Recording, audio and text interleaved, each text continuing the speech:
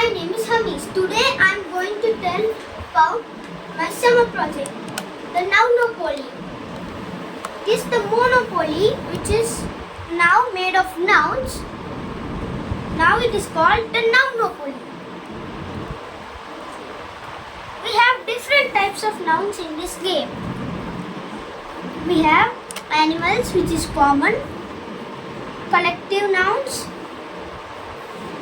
places, which are proper,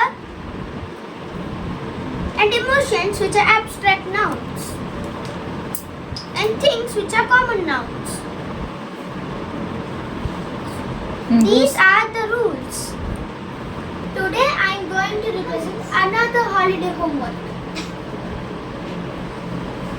This is the game of snakes and ladders.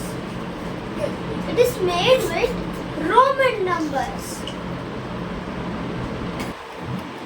These are my snakes, and these are the ladders for my game.